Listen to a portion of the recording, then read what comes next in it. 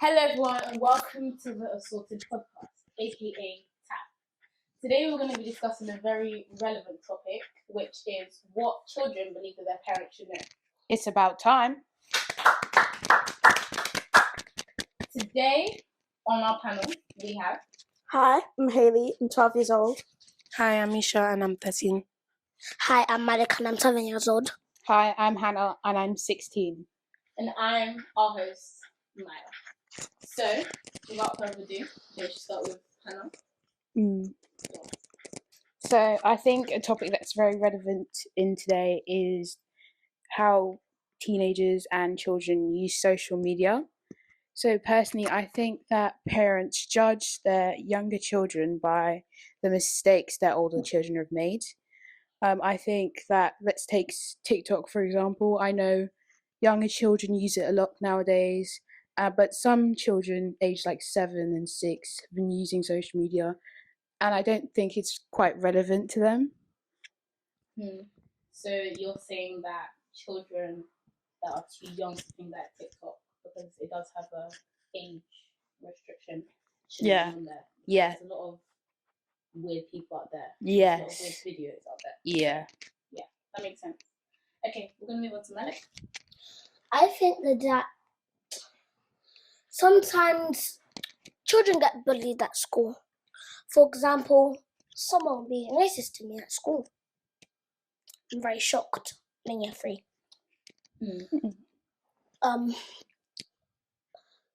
Then they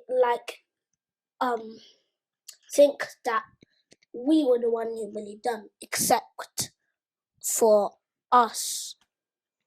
They are bullying us instead. So what you're saying is, in school, a young white boy called him a monkey, and it's very disheartening because you can tell that it has been talked about at home, and then the child has come to school and said it to him. We were able to discuss it and do it to school, and it was all sorted out. So it's alright. Okay, next person, Misha. I really think that parents shouldn't be so quick to take teachers' sides in like things that happen in school, because they might be in the wrong, but the teacher could have made up an elaborate plan, like a story, to tell the parent to look like the child is in the wrong when they're actually not, and then the parent will actually go take the teacher's side. So what you're saying is, you feel like parents don't have to be in such a hurry to be the teacher just because they're they should listen to the full story. They should listen to the full story and get eyewitnesses and stuff before you're so quick to blame the child for what happened. Yeah, there's always 2 sides to the story. Okay, now Haley. I wanted to expand on what Malik said, but on past just bullying in general, I wanted to talk about race and bullying, because bullying and racism has a link between the two, because most times in bullying cases it's a white person, male or female, bullying a black person, male or female. And I just feel like when white people are saying that they're being bullied by us black people as a race in general, the teachers, who are, I'm not going to lie, mostly white, are taking the side of the white children because they resonate with the white child because they look exactly like them. And it's just it's unconscious bias, where you're unconsciously being biased to someone because of how they look, how they dress, how they act, how they're not you, basically. And I just feel like if you're going to talk about bullying, you should really talk about race as well, because race and bullying are basically the same thing, because they're really under the same bracket. Yeah, definitely, because it's a thing where even though these teachers feel like all people and the students are equal, there is a lot of race put into it as well. So parents really need to understand that even though, this child has done this or that, they are a certain colour, so they are going to get a certain punishment because they are that colour. It doesn't matter if you're black, you're white, you're Hispanic, it doesn't matter.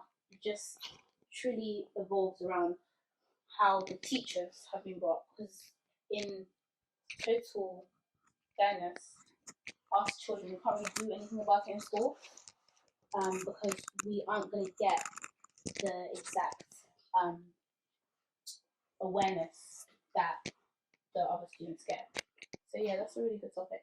Yeah, and I would like to add on to Haley's, because the thing is, I'm not going to go into deep history times, but the thing is, white people were actually roaming the land in England.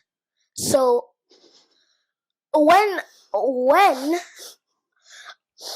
white person is being racist to a black person, the white person doesn't get a harsh punishment. But I'm not saying that harsh. Especially if like the child is young, for example, in your year, they are going to get a certain praise for that, because they've obviously heard it at home, now they're doing it at school, and then even like discussing it to the person is just really bizarre. Go on, Misha.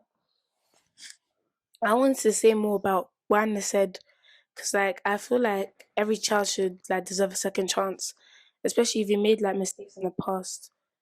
And you should be able to have social media, because you need to like, even though social media could be a really dangerous place, you can also like relate to people in other, especially on different websites and everything. And not everything should be restricted, because sometimes you can really relate to people and help. So like talking to people your age that we don't know at home or in school, it can help. Haley, Sorry, Anna. It's okay. I just wanted to go on what Misha said, not to be siding with the parents and adults, but on social media there's always pros and cons and things. And yes, the pro can be relating with people and and finding things out.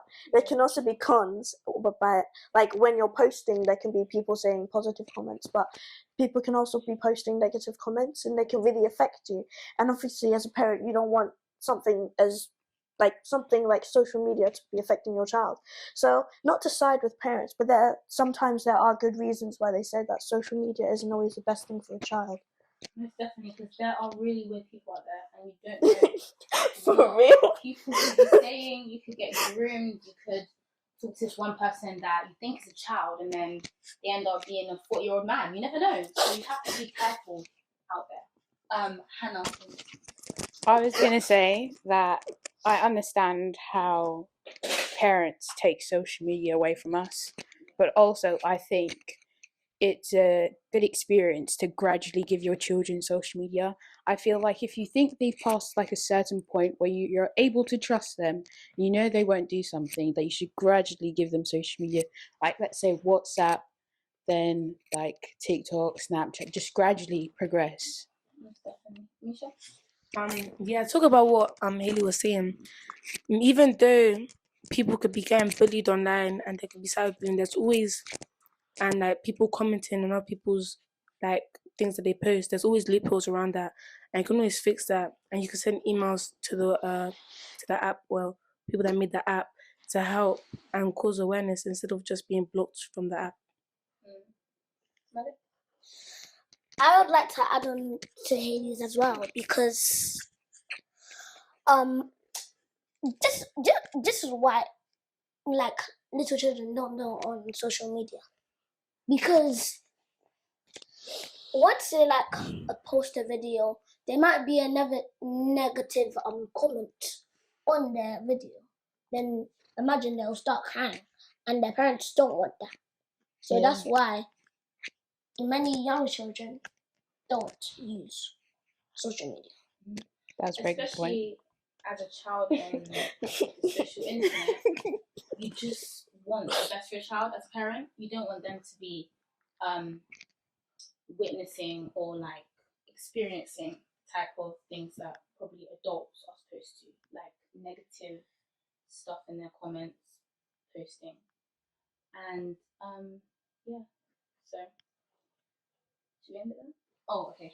One more point, don't leave me out. So